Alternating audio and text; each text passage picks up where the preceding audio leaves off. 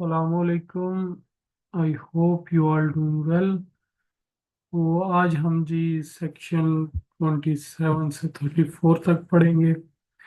इसमें जो सेक्शन 27 है, सबसे पहले वो है जी adjustment of rents expressed in term of land revenue, कि उस रेंट को एडजस्ट करना लैंड रेवेन्यू में। तो वो किस तरह से होगा? वो कहता है कि अगर जो टेनेंट है वो रेंट जो पे कर रहा है वो लैंड रेवेन्यू के बेस पे कर रहा है, इतना लैंड रेवेन्यू है तो उस हिसाब से जो है वो रेंट पे कर रहा है। तो गवर्नमेंट अगर वो लैंड रेवेन्यू को चेंज करती है तो रेवेन्यू ऑफिसर जो है वो टेनेंट का रेंट जो है वो भी उसी हिसाब से एडजस्ट करेगा। दूसरा वो कहते हैं कि अगर रेंट में जो है वो कुछ एक्स्ट्रा चार्जेस इंक्लूड हैं, मींस के कोई जो है वो रेवेन्यू लैंड रेवेन्यू की कुछ परसेंटेज है या कोई सेसेस हैं, तो इस सूरत में वो जो है वो एडजस्ट हो जाएंगे लैंड रेवेन्यू के चेंज में। मींस के रेंट के चेंज में कोई नहीं आए, फर्क नहीं आएगा, लेकिन अगर उस पर कोई एक्स्ट्रा चार्जेस हैं तो वो एडजस्ट हो जाएंगे, एक्स्ट्रा चार्जेस में भी ख़त्म हो जाए तो ओरिजिनल जो रेंट है सिर्फ वो बच जाए। थर्ड में वो कहते हैं कि the adjusted rent will remain in affect, कि जो एडजस्टेड रेंट है वो उस टाइम तक अफेक्ट रहेगा, अफेक्टिव रहेगा जब तक कि लैंड रेवेन्यू को चेंज अकर होता है या अनटिल के एक सूट फाइल होता है फॉर फर्दर रेंट मॉडिफिकेशन। तो उस टाइम तक जो है ये जो एडजस्टमेंट है ये सेम ही रहेगी। Any changes under this section is just an adjustment and not a formal rent increase or decrease। इसमें वो कहते हैं कि ये जो इस सेक्शन में ये जो हम एडजस्टमेंट की बात कर रहे हैं ये जो है ये को फॉर्मल रेंट में इंक्रीज डिक्रीज नहीं है। ठीक है, कि ये इसको ये नहीं समझा जाएगा कि ये रेंट इंक्रीज हुआ है या डिक्रीज हुआ है, ये सिर्फ एडजस्टमेंट हो रही है। लास्ट में वो कहते हैं कि जी जो मुकर्रर दार्स हैं वो जो है वो उनको ट्रीट किया जाएगा कि वो ऑक्यूपेंसी टेनेंट हैं for rent adjustment. Alteration of rent on alteration of area, कि जब अगर कोई एरिया जो है लैंड का वो अल्टर होता है, वो तब्दील होता है, चेंज होता है, ज़्यादा होता है या कम होता है, तो उसका रेंट पे क्या इफेक्ट पड़ेगा। अब वो सबसे पहले बात करते हैं कि इंक्रीज किस सूरत में होगा। वो कहते हैं कि अगर टेनेंट ने कोई ज़मीन ऑक्युपाई की हुई थी कि ज़्यादा उससे जिससे कि वो प्रीवियसली रेंट पे कर रहा था, मींस कि अगर उसने पहले एक जो होल्ड की हुई थी ज़मीन वो 2 एकड़ थी और वो जो रेंट पे कर रहा था वो 1 एकड़ का कर रहा था, तो उसको जो है वो अब एडिशनल रेंट पे करना पड़ेगा। ठीक है। अ, उसके बाद इसमें एक एक्सेप्शन दी गई है कि अगर जो लैंड है वो इंक्रीज होती है,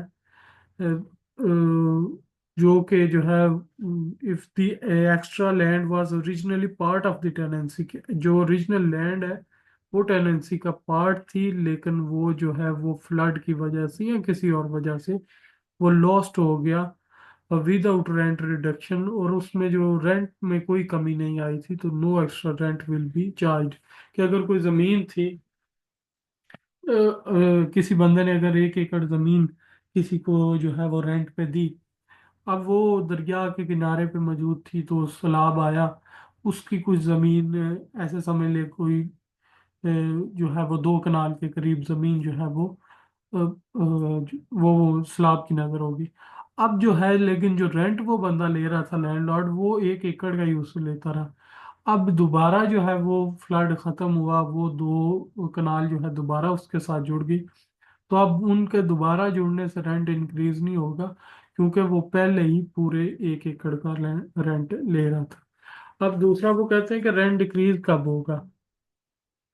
if the land area decreases, अगर लैंड का एरिया डिक्रीज होता है तो जो टेनेंट है उसको रेंट में रिडक्शन मिलेगी। एक्सेप्शन यहाँ पे ये है कि if the lost land was previously added to the tenancy through natural expansion like alluvion and no rent increase was made earlier, no rent reduction will be given. तो वो कहते हैं कि अगर जो है वो जो लॉस्ट लैंड थी वो प्रीवियसली जो है वो हिस्सा थी उसका, और अब जो है वो लैंड इंक्रीज हो गया थ्रू नेचुरल एक्सपेंशन। कि जैसे मैंने आपको पहले फ्लड की एग्जांपल दी, तो बाज़ दफ़ा ऐसा होता है कि फ्लड में मट्टी आती है, वो जो है वो अपने किनारों पर मौजूद जो ज़मीन होती है उसको बढ़ा देती है। ठीक है। तो अगर वो इंक्रीज जो है वो नेचुरल एक्सपेंस की वजह से जो है वो इंक्रीज होती है, no rent increase was made earlier, और उस पे जो है वो पहले कोई जो रेंट है वो इंक्रीज नहीं किया गया, तो no rent reduction will be given. तो कोई रेंट रिडक्शन जो है वो नहीं दी जाएगी यहाँ पे। ठीक है। नेक्स्ट है, हम देखते हैं जी, factor considered by the court. क्या कोर्ट के पास अगर जाता है मामला, तो कोर्ट किस तरह से ये रेंट का मसला जो है वो डिस्प्यूट को रिजॉल्व करेगी। सबसे पहले तो जी वो क्या चीज़ें देखेंगे कि ओरिजिनल टर्म ऑफ टेनेंसी क्या थी, कि मतलब ये फिक्स्ड रेंट था या पर यूनिट एरिया के हिसाब से रेंट लिया जा रहा था। दूसरा वो देखेंगे कि whether extra land was added with landowners knowledge, landlords knowledge, कि क्या कोई एक्स्ट्रा लैंड ऐड हुई है लैंड लॉर्ड के जो है वो नॉलेज में, है कि कोई एक्स्ट्रा लैंड जो है वो ऐड हुई है। तीसरा बात कहते हैं कि how long the tenant has occupied the land without any dispute, के वो जो टेनेंट है उसने वो लैंड कब से बगैर किसी डिस्प्यूट के वो ऑक्यूपाई की हुई है। तो ये चीज, तीन चीजें जो है वो कोर्ट देखेगी। अब ये चीजें देखने के बाद कोर्ट जो है वो डिसाइड करेगी एक फेयर अमाउंट, कि रेंट कितना इंक्रीज होना है या कितना डिक्रीज होना है। तीसरा वो कहते हैं उसके बाद जी कोर्ट जो है वो स्पेसिफाई करेगी ये चीज भी, कि ये जो चेंज है इंक्रीज होगा या डिक्रीज होगा, ये कब से इफेक्टिव होगा। नेक्स्ट है जी remission, section 29, remission of rent by the court decree areas।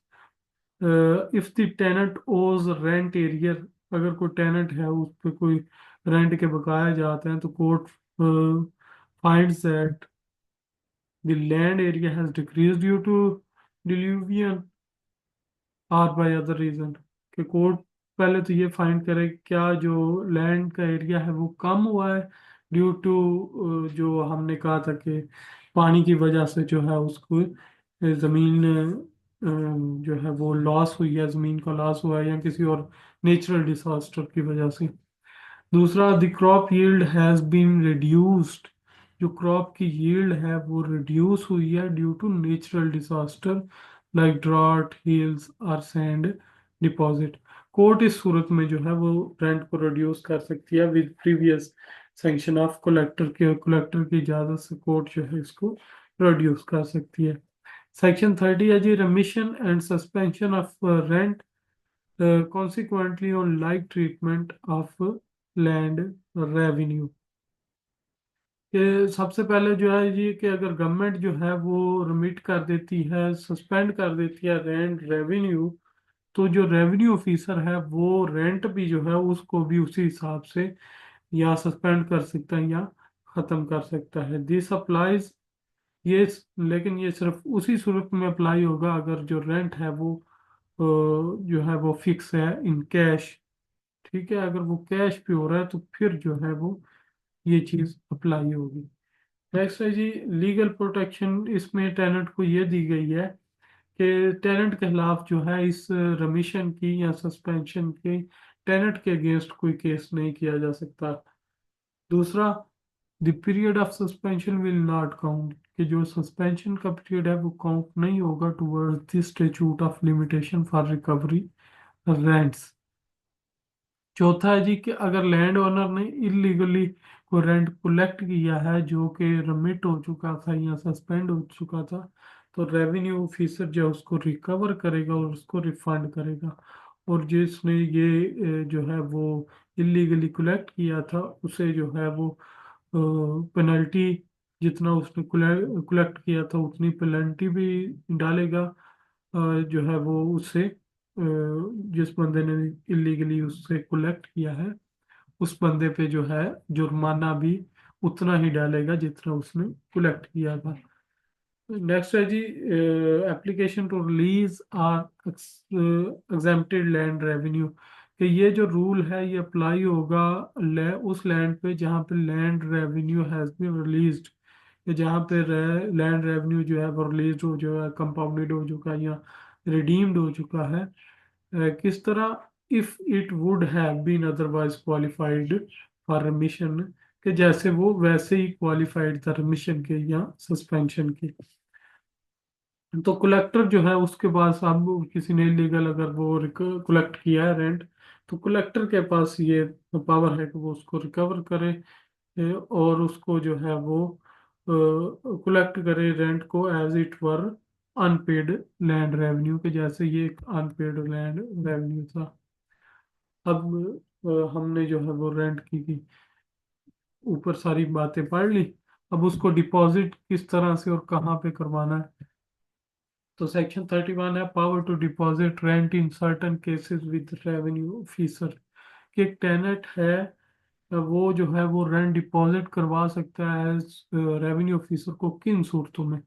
तो दो सूरतें हैं जी। सबसे पहले कि अगर लैंड लॉर्ड जो है वो रेंट को एक्सेप्ट करने से जो है वो गुरेजा है, वो एक्सेप्ट नहीं कर रहा। दूसरा जो है वो जो टेनेंट है उसे यही समझ नहीं आ रही कि मैंने ये पे किस लैंड ओनर को करना है, सॉरी लैंड लॉर्ड को करना है।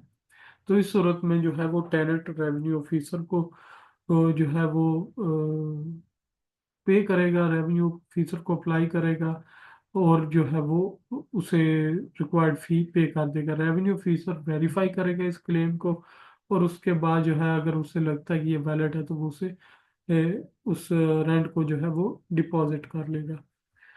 Section 32 affect of depositing rent, अगर रेंट जो है वो रेवेन्यू ऑफिसर को डिपॉजिट हो जाता है तो उसका क्या अफेक्ट होगा। तो it is legally considered as if the tenant has land paid the landlord, तो वो ऐसे ही समझा जाएगा जैसे उस बंदे ने रेवेन्यू ऑफिसर को नहीं बल्कि लैंड लॉर्ड को पे कर दिया। तो रेवेन्यू ऑफिसर जो है अब उन लोगों को नोटिस करेगा जिनका क्लेम है रेंट पे, और जो है वो अमाउंट को पे करेगा, जो भी रेवेन्यू ऑफिसर को लगेगा कि ये बंदा हकदार है उसे वो पे करेगा। और hold the deposit until the court decides who should receive it, यहाँ जो है वो उसे होल्ड कर लेगा उस डिपॉजिट को, जब तक कि कोर्ट जो है वो डिसाइड ना कर लेगी कौन इसको रिसीव करेगा। अब recovery of rent from attached produce, अब कोई जो प्रोड्यूस है उसे अटैच करके जो है वो किस तरह से जो है वो रेंट रिकवर किया जाएगा। अगर when a court orders the attachment of A tenants crop, अगर जो कोर्ट है वो ऑर्डर करती है कि अटैच करें टेनेंट की फसल को, तो लैंडलॉर्ड जो है वो रिक्वेस्ट कर सकता है रेवेन्यू ऑफिसर को कि वो सेल करे प्रोड्यूस को और रिकवर करे उसके रेंट को, कि उसको जो है वो रेंट अभी तक पे नहीं हुआ, तो वो जो उसकी फसल है उसको वो जो है वो अटैच करे और उसको सेल करके वो रेंट जो है वो रिकवर करे। Rent recovered under this rule, अब किन सूरतों में जो है वो इस तरह से ये किया जा सकता है कि मीन्स के उसकी क्रॉप को जो है वो सेल किया जाता है। अगर जो रेंट है वो ड्यू है with in the last year, के लास्ट ईयर से वो रेंट जो है वो ड्यू है, अभी तक पे नहीं हुआ। Rent chargeable on the next harvest, और जो रेंट है वो अगले हार्वेस्ट पे भी चार्ज हो चुका है। तो इन दो सूरतों में जो है वो उसकी फसल सेल की जाएगी। रेवेन्यू ऑफिसर का इसमें रोल ये होगा कि वो नोटिस करेगा पार्टीज को रिक्वेस्टिंग द अटैचमेंट, और अगर उसका क्लेम जो है वो वैलिड होता है तो जो फसल है या उसका जो पोर्शन है उसको बेच के जो है वो लैंडलॉर्ड को पे किया जाएगा। और जो यहाँ पे जो रेवेन्यू ऑफिसर का डिसीजन होगा उसको एक कोर्ट के फैसले के बराबर हैसियत हासिल होगी, legally settling the rent dispute between landlord and tenant। Section 34 है जी, कि अगर जो लैंड ओनर है वो lease is rent for a period longer than the land revenue assessment term, the lease remains valid but can become voidable under certain condition, कि अगर जो land owner है वो लीज पे देता है एक लैंड को लैंड रेवेन्यू असेसमेंट की टर्म से ज़्यादा लंबे अरसे तक, तो जो लीज होगी वो रिमेन वैलिड रहेगी, लेकिन कुछ सूरतों में जो है वो वॉइड भी की जा सकती है। कि अगर गवर्नमेंट जो है वो लैंड रेवेन्यू इंक्रीज कर दे तो लैंड ओनर जो है वो लीज को कैंसिल कर सकता है, अनलेस कि जो टेनेंट है वो एग्री करे to pay a fair increase rent as determined by revenue court or a revenue officer. कि अगर गवर्नमेंट जो है वो लैंड रेवेन्यू को इंक्रीज कर देती है तो लैंड ओनर जो है उसके पास ये अथॉरिटी है कि वो लीज को कैंसिल कर सकता है। लेकिन शर्त ये है कि जो टेनेंट है वो भी एग्री करे कि वो एक फेयर इंक्रीज पे करेगा जो कोर्ट ने या रेवेन्यू ऑफिसर ने डिटरमिन किया है। अब जो है जी, any contract regarding land occupation, के कोई भी जो कॉन्ट्रैक्ट है लैंड ऑक्यूपेशन से रिलेटेड, रेंट और produce made for current land revenue term will remain valid, वो वैलिड रहेगा अनटिल कि एक नया रेवेन्यू असेसमेंट वो जो है वो ना आ जाए या वो इम्प्लीमेंट ना हो जाए। एक्सेप्शन यहाँ पे ये है कि एग्रीमेंट में एंड सूनर इफ, एग्रीमेंट जल्दी खत्म हो जाएगा अगर एग्रीमेंट में ये बात वाज़े लिखी हुई है। जो एग्रीमेंट है उसमें जो है वो कंडीशंस कुछ जो है वो बिल्कुल वाज़े कर दी गई हैं कि इन सूरतों में ये एग्रीमेंट खत्म हो जाएगा। दूसरा, दोनों पार्टीज म्यूचुअल अंडरस्टैंडिंग से उसको खत्म कर देती हैं। तीसरा, कि अगर it is legally terminated in court, ले, और तीसरी बात, अगर उसको कोर्ट जो है वो टर्मिनेट कर देती है, खत्म कर देती है उस एग्रीमेंट को। So that's it for today's lecture. See you next time. अल्लाह हाफिज।